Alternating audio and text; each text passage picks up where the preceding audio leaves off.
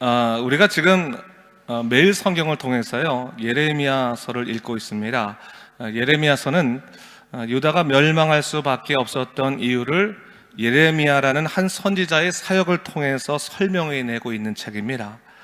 사실 예레미야는 성경을 기록한 문서 예언자 중에서 아주 유일하게 유다의 멸망을 직접적으로 체험한 사람이었습니다. 그가 소명을 받은 것이 요시야 왕이 통치한 다음 약 13년째 되던 해이니까 적어도 40년간 주는 줄기차게 유다를 향한 하나님의 뜻을 외쳤고, 또 유다가 하나님의 뜻을 받아들이지 않아서 멸망하는 것을 목격할 수밖에 없었던, 또 가슴이 아팠던 그런 슬픈 사연을 갖고 있는 또 선지자다라고 볼 수 있겠습니다.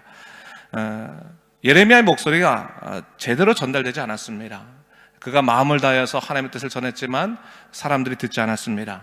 이는 그의 메시지에 문제가 있었기 때문이 아니라 그만큼 당시 유다 사회가 영적으로 타락했기 때문입니다. 여러분, 영적으로 타락했을 때 사람들에게 드러나는 가장 큰 문제점 중에 하나는 자신의 죄와 허물의 문제를 깨닫지를 못한다는 겁니다. 인식하지 못한다는 겁니다. 자기의 이 모든 문제를 합리화시키고 스스로에게 회개 없는 면죄부를 주는 모습들이 영적인 타락함의 하나의 예다, 표상이다라고 볼 수 있겠습니다. 근데 이 영적인 타락함이라고 하는 것은 사실 바로 타락이라고 등장하지 않습니다. 믿는 자들에게 있어서 영적인 타락은 반드시 단계를 거치게 되어 있습니다. 첫 번째 단계는 영적인 안일함입니다. 영적으로 안일해지는 것입니다. 두 번째는 영적으로 나태해지는 것입니다. 그리고 세 번째는 영적으로 타락하게 되는 것입니다. 폐역하게 되는 것입니다. 그 단계가 있었다고 하는 거예요. 하나님께서요 예레미야를 처음 세우실 때 그 당시 유다 백성들은 이미 영적으로 나태한 상태에 있었습니다. 안일함을 넘어서 나태한 상태에 있었기 때문에 하나님께서는 그들에게 예레미야를 통해서 말씀하셨습니다. 너희가 지금이라도 회개하고 주님께 돌아오면 너희는 살리라 라고 말씀해 주셨어요. 근데 그들이 그 목소리를 청종하지 않았다라고 하는 겁니다. 여러분, 하나님께서요 사실 우리들에게 꾸짖으실 때가 있어요. 성경에서도 당신의 사랑하는 백성들을 꾸짖습니다. 근데 그 꾸짖을 때 보면요 사실 왜 꾸짖으신가를 보면 아직까지 그들에게 기회가 있기 때문에 꾸짖으시는 거예요. 제가 언젠가 교육학 강의를 하나 들었는데 이 꾸짖는다라고 하는 것에 대해서 이 주제 강의가 있더라고요. 이 꾸짖는다라고 하는 것은 내가 아직 너를 포기하지 않았다라고 하는 의미와도 같다라고 하는 거예요. 포기하면 꾸짖을 이유도 없지 않겠습니까? 뭐 듣지도 않고 반응하지도 않을 테니까. 근데 하나님께서요 이스라엘 백성들을 꾸짖으셨단 말이죠. 왜 꾸짖습니까? 내가 사랑하는 자녀이기 때문에, 사랑하는 백성이기 때문에, 아직까지 너희들에게 생명이 있고 기회가 있기 때문에 꾸짖으시는 거죠. 사랑해서 꾸짖으시는 겁니다. 그래서 영적인 안일함에서부터 돌아오도록, 영적인 나태함으로부터 돌아오도록, 영적인 타락함에서부터 돌아오도록 그들을 꾸짖으신다고 하는 거예요. 근데 여러분, 이 영적인 안일함, 나태함, 타락함은요 사실 하나님의 말씀에 대한 부분들은 똑같지만 그것을 반응하는 그런 자들의 모습들은 전혀 달라요. 영적으로 안일할 때는요 사실 하나님 말씀을 들을 때 찔림이 있어요. 그럼 어떡합니까? 네, 잘못했습니다. 주님께 돌아가겠습니다. 주님 뜻대로 하겠습니다. 말씀에 내가 더욱더 열심을 다하겠습니다. 예배에 집중하겠습니다. 내가 다시금 영적으로 바로 서겠습니다. 영적으로 안일한 사람들은 아직까지 감각이 살아있기 때문에 하나님 말씀을 듣거나 꾸짖음을 당하면 그가 무엇을 잘못했는지 알기 때문에 돌아갈 수 있어요. 근데 나태할 때부터는 좀 달라요. 나태할 때부터는요 사실 핑계 대는 거예요. 핑계도 내 핑계를 두는 것이 아니라 남들에게 핑계를 들 때가 많아요. 그래서 저 사람 때문에 내가 믿음 생활 못하겠다, 내가 이 교회 가니까 믿음 생활 못하겠다, 도대체 내가 말씀이 들리지 않는다. 사실 영적으로 자기에게 문제가 있음에도 불구하고 외부에 핑계를 두기 시작할 때가 사실 영적으로 나태할 때입니다. 근데 이 영적인 나태함도 넘어서서 영적으로 폐역해지면, 영적으로 타락하면 달라요. 그 다음부터는 뭐예요? 귀를 막고 공격한다는 거예요.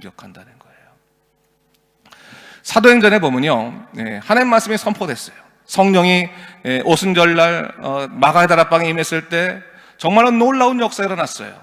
모든 사람이 각기 다른 나라의 방언으로 하기 시작하는데 거기에서 놀라운 하나님의 역사가 일어나고 성령 충만함의 역사가 일어나기 시작했어요. 밖에 있던 사람들이 자기네 나라 말이 들리는 것으로 인식하고 그 마가의 다락방까지 올라갔어요. 여기 마가의 다락방이라는 것은 오늘날로 따지면 사랑채 같은 겁니다. 사랑채. 굉장히 큰 모임들이 있을 수 있는 것이에요. 사랑채 올라갔어요. 마가의 다락방 올라갔어요. 그랬더니 전혀 자기 고향과 관계없는 사람들이 기도하는데 그들이 자기네 나라 말로 디아스포라 방언을 하고 있다고 하는 거예요. 너무나 놀라지 않았습니까? 그러고 있을 때 베드로가 너희들의 놀람이 어쩌면요, 그러면서 하나님께서 우리들을 어떻게 구원하셨는지 예수 그리스도 사건을 설명합니다. 그때 그들이 마음에 찔렸어요. 마음에 찔렸다고 하는 것 자체가 뭡니까? 아직까지 기회가 있다는 거예요. 영이 살아있다고 하는 겁니다. 우리가 어찌하면 좋을 거라고 고백할 때, 예수를 믿고 세례를 받으라 했을 때 그곳에서 5,000명의 사람들이 회개하고 세례를 받는 놀라운 역사가 일어났습니다. 근데 여러분, 거기서 끝이었습니까? 하나님 말씀에 점점 더 강성해져서 융성해져서 사방으로 퍼져나가기 시작하는데 그 다음부터는 어떤 일이 일어나요? 영적으로 안일했던 사람은 예수 그리스도를 알고 다시금 주님께 돌아가지만 영적으로 패역한 사람들, 타락한 사람들은 귀를 막고 반항하기 시작하는 거예요. 귀를 막고 반항하기 시작하는 거예요. 여러분 아시겠지만 스데반이 마지막 때 돌로 맞게 죽을 때 하나님의 말씀에 대한 예수 그리스도에 대한 설교를 하고 난 다음에 사람들이 그 사람을 돌로 쳐 죽이려고 돌을 집었단 말이죠. 하늘이 열리고 천사가 내려오고 그 놀라운 역사를 감격하고 보고 있을 때 이 사람들이 귀를 막고 소리를 지르면서 이 스데반에게 돌을 던지지 않았습니까? 반항하는 겁니다. 그럼 영적으로 타락하면 그 다음부터는요, 하나님의 말씀이 들어오지도 않을 뿐더러 그 말씀에 대항하여 싸우는 그런 패역한 일을 벌일 수밖에 없게 된다는 사실이에요. 오늘 이스라엘 백성들의 사정, 유다 백성들의 사정이 그랬다고 하는 거예요. 이제 이 마지막 시대 때, 이제 조금만 있으면 시드기야 시대니까 이제 조금만 있으면 이제 멸망하는 겁니다. 사실 오늘 시드기야와 예레미야의 만남은 마지막 만남이에요. 이 만남 바로 뒤에 어떤 일이 일어나냐면 바로 느부갓네살이 와가지고 이 시드기야의 두 눈을 빼버리고 바벨론으로 쇠사슬을 묶어가지고 끌고 가고 예루살렘에 있던 모든 고관들과 여자들, 뭐 수많은 사람들 다 죽였어요. 또 어떤 사람은 포로로 끌려가기도 하고 그런 일들이 사실 발생하는 것이라고 하는 거예요. 여러분, 하나님께서요 사실 이 모든 것을 다 알고 계셨어요. 다 알고 계셨어요. 이스라엘 백성들에게 또 유다 백성들에게 깨우쳐서 하나님의 사람으로 되돌아올 수 있도록 선지자를 끊임없이 보내주셔서 주의 말씀을 전하셨습니다. 그런데 사람들이요, 세상이 너무 좋다 보니까, 세상의 성공이 너무나 중요하다 보니까 하나님의 말씀을 고지 듣지 않고 그냥 스쳐들었다고 하는 거예요. 영적으로 안일해지면요, 하나님의 말씀을 고지 듣지 않고 스쳐들어요. 그래서 주님께서 뭐라고 말씀하신 겁니까? 청종하라 말씀하셔요. 청종하라. 청종이 뭡니까? 들리는 대로 순종하라는 거예요. 들리는 대로 순종하지 않으면 우리는 하나님의 뜻대로 살 수 없어요. 들리면 바로 우리에게는 순종의 마음이 있어야 된다는 거예요. 여러분, 우리의 영적인 상황에 문제가 생기고 나면요, 우리의 삶의 우선순위에 문제가 생깁니다. 하나님보다 세상 것이 더 앞설 때가 많아요. 근데 여러분, 세상 것이 앞설 때는 항상 내가 주인공이에요. 또 내가 책임자예요. 내가 모든 것을 다 좌지우지해야 되는, 어떻게 보면 힘겨운 삶을 살아갈 수밖에 없어요. 근데 하나님이 먼저 되시면, 하나님이 우선 되시면 그 다음부터 삶의 주인은 내가 아니라 누가 되는 겁니까? 하나님이 되시는 거예요. 하나님이 이끌어 가시는 거예요. 나는 힘이 없지만 하나님이 강하시기 때문에, 하나님께서 모든 것을 아시기 때문에 주의 뜻대로 살아갈 수 있게 되는 것입니다. 사랑하는 성도 여러분, 하나님이 이끄시는 능력의 인생 살아가시기를 주님의 이름으로 축원합니다. 자, 오늘 본문을 보게 되면, 오늘 본문의 말씀은 연대기적으로는 유다 멸망의 바로 직전에 있었던 사건이죠. 여러분 아시겠지만 예레미야서는 연대기적으로 기록된 것이 아니라 구조적으로, 내용적으로 좀 주제를 바꿔가면서 적어져 있기 때문에 연대기가 왔다 갔다 합니다. 근데 오늘 본문의 말씀은 이제 마지막, 유다가 이제 끝날 때쯤입니다. 끝날 때쯤에 어떤 일이 있었는가라고 하는 것을 얘기하고 있는 거예요. 그 당시 이미 예루살렘은 바벨론에게 포로가 되어 있었어요. 1년 반쯤 포로가 되어 있었기 때문에 정말로 많은 사람들이 기아에 허덕이고 있었고 여러 가지 어려움이 있었어요. 근데 그때 어떤 일이 있었냐면 이 바벨론 군사가 애국 군사에 의해서 잠깐 흔들려가지고 후퇴할 만한 그러한 정황이 보이던 때가 있었단 말이죠. 그때 이 이스라엘, 예루살렘 안에 있는 사람들은 전부 다 혼란되기 시작한 거예요. 야, 이제 바벨론이 물러갈지도 모르겠구나. 이제 마지막으로 애굽의 편을 들어서 승리할 수도 있겠구나라고 하는 여러 가지 생각들이 복잡하게 있었던 때가 바로 이때라고 하는 거예요. 근데 이때 예레미야 선지자는요, 줄기차게 무엇을 증거하고 있었냐면 당신들은 바벨론에 항복해야 된다. 항복하는 것이 하나님의 뜻이다. 항복하면 적어도 당신들의 생명은 보존될 것이다 라고 하면서 줄기차게 바벨론에 대한 항복을 주장했던 것이 이 예레미야였다라고 하는 거예요. 근데 그것을 당시에는 고관들은 참 듣기 싫어했어요. 왜요? 바벨론에 의해서 넘어지는 것이 수치였어요. 차라리 애굽에 의해서 좀 더 우리가 강해지는 것이 낫다라고 생각할 그런 때였습니다. 자, 사실 이 예레미야가 그렇게 하나님의 뜻을 전할 때요, 사람들이 듣지 않았어요. 특별히 듣지 않았던 이유 중에 하나는 뭐냐면 당시에는요, 예레미야 말고도 많은 선지자들이 있었는데 그 선지자들의 대부분은 무엇을 전하고 있었냐면 애굽을 통한 승리를 전하거나 아니면 바벨론에게 점령당할지라도 금방 회복이 될 것이라고 하는 그러한 아주 희망적인 메시지만 전한 거예요. 사람들의 마음에 들만한, 사람들의 마음에 기뻐할 만한 얘기만 하는 데 집중해 있다고 하는 거예요. 근데 예레미야는 그 말씀을 전하는데 바벨론에 의한 아주 심각한 심판을 얘기하고 있거든요. 듣기 거북해요. 세상 말로 하면 재수 없는 얘기를 지금 하고 있는 거예요. 그러니까 어떻게 됩니까? 예레미야를 미워할 수밖에 없는 거예요. 감옥에 가둡니다. 죽이려고 합니다. 네, 어느 진흙구덩이에 가둬놓습니다. 그러나 하나님께서 세우신 선자는요, 그게 쉽게 죽지도 않아요. 끝까지 하나님께서 보호하시면서 말씀을 전하게 하시더라고 하는 것이죠. 자, 오늘 본문이 바로 그러한 정황 속에서 드러나는 거예요. 자, 진흙구덩이에 빠져서 죽을 만했던 이 예레미야가 하나님께서 보내신 환관 4시에 의해서 또 구출됐어요. 그리고 난 다음에 어떤 일이 있었냐면 시드기야 왕이 다른 사람들이 들어올 수 없는 은밀한 문으로 그를 불렀습니다. 이게 이제 성전 3번째 문이라고 성경은 오늘 기록되어 있는데 아무도 오지 않은 은밀한 곳이었어요. 왜 불렀겠습니까? 사실 이미 시드기야 왕은 이 예레미야가 참된 선자인 걸 알았어요. 그렇지만 사람들의 눈치를 봐야 되니까, 고관들이 워낙 이 예레미야를 미워하니까 그를 그냥 부를 수 없어서 몰래 비밀리에 부른 거예요. 그것도 비밀리에 부른 게 벌써 오늘 2번째 일이라고 하는 거예요. 불러서 무엇을 얘기합니까? 정말로 하나님께서 말씀하신 것이 그거냐? 하나님께서 정말로 주신 메시지 중에 또 다른 메시지가 없느냐? 그것을 지금 묻고 있는 거예요. 반복해서 계속 똑같은 질문을 하고 있어요. 정말 우리에게 살 길이 없겠느냐? 정말로 우리가 이 바벨론 말고는 또 다른 곳으로 노임을 얻지 못하겠느냐? 이것을 계속 끊임없이 묻고 있는 것을 볼 수 있어요. 여러분, 어쩌면 우리들의 모습이 그런 것 같아요. 여러분, 우리가 생각하는 삶에 풀려가는 방식이 있잖아요. 기도할 때도 하는 기도, 하나님 요렇게 하셔야지만 제가 삽니다.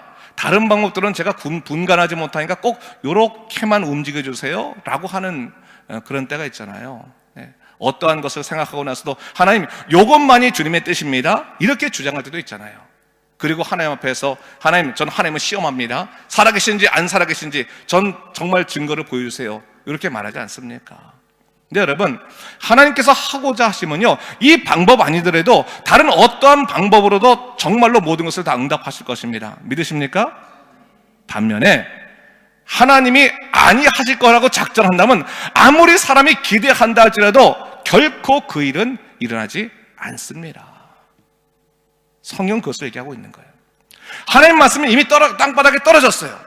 예레미야를 통해서 전해졌습니다. 그럼에도 불구하고 이 시드기야는 마지막까지 또 다른 방법은 없겠냐라고 얘기하고 있어요.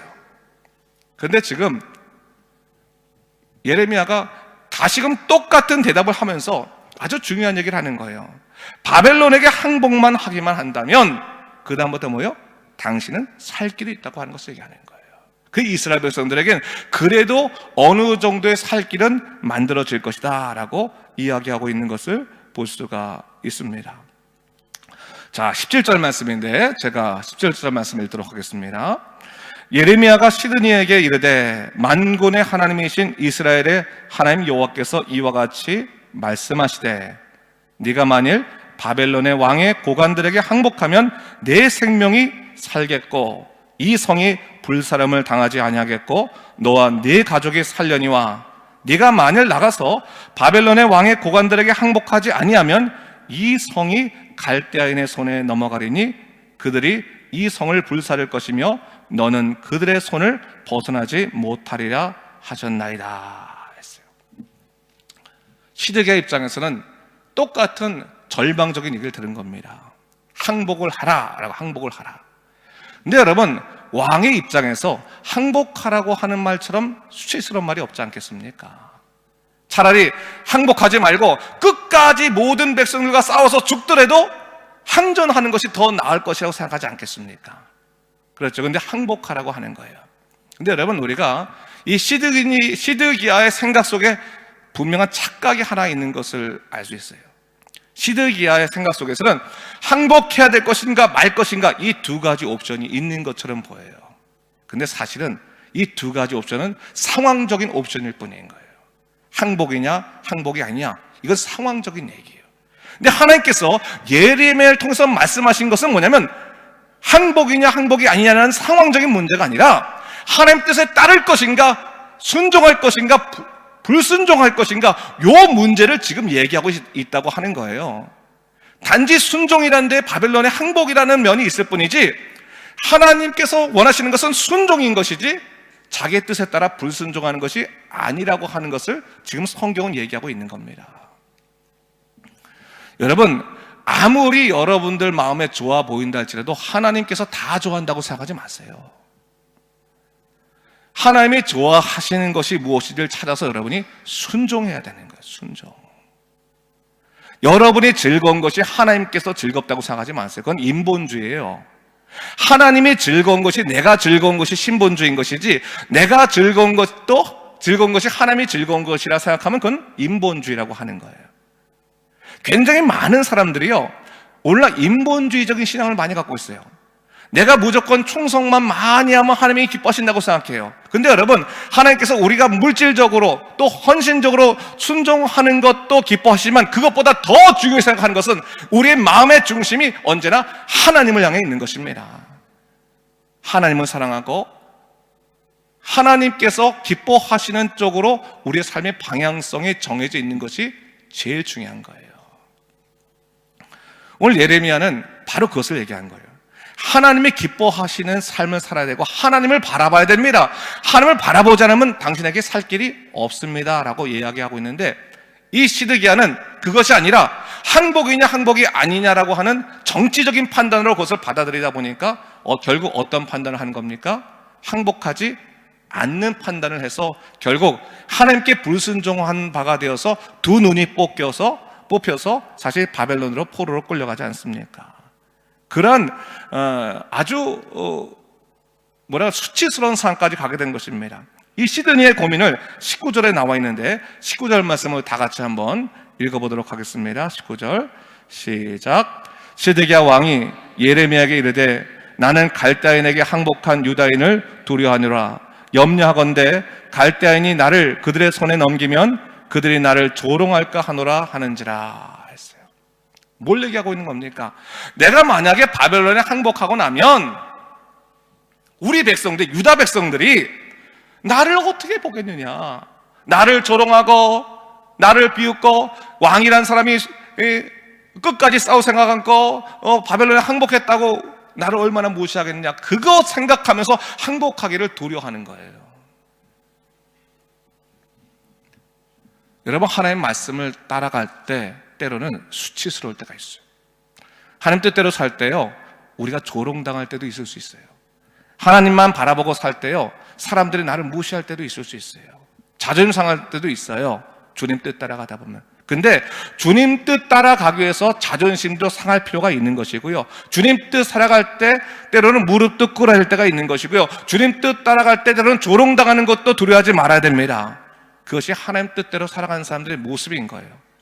내 자존심을 다 살려가면서 믿음 생활 잘하겠다 생각도 하지 마세요. 내가 주님께 헌신하겠다, 자존심 버려야 되는 거예요. 마음 버려야 되는 거예요. 때로는 오해도 받아야 되는 거예요. 그렇지만 하나님 뜻 따라가겠다라고 한 신념 가운데서 내가 그 모든 것을 감수하는 것 아니겠습니까? 시드기야는 그것을 지금 감수하지 못하겠다는 거예요. 도무지 자존심 상해서 이거 못 따라가겠다고 하는 거예요. 그럼 오늘날 교회도 마찬가지예요. 하나님의 뜻을 몰라서 우리가 따라가지 못하는 것이 아니라 그 뜻 따라가려니까 내가 죽을 것 같은 거예요. 너무너무 자존심 상하고 너무너무 고통스럽고 너무너무 수치스럽고, 그래서 그 길 못 따라가겠다는 경우들이 대부분이에요. 근데 여러분, 우리가 하나님 정말로 따라가려면 십자가에서 죽어야 되는 거거든요. 죽지 않으면 우리가 주님 뜻 따라가지 못하는 거거든요. 덜 죽어가지고 주님 뜻 따라가지 못할 때가 많은 거예요. 세상에 대해서는 죽어야 되는 거예요. 세상에서 죽으면 어떡합니까? 죽은 사람들은 말이 없잖아요. 새꼬챙이 찌른다고 죽은 사람이 말을 합니까? 세상에 대해서는 죽어야 되는 거예요. 하나님에 대해서만 살면 되는 거예요. 시드기야가 세상에 대해서 죽지 못해가지고 결국 하나님의 뜻을 복종하지 못하고 결국 그도 아주 수치스러운 상까지 놓이게 되는 그러한 결말을 맞이하고 만 것입니다.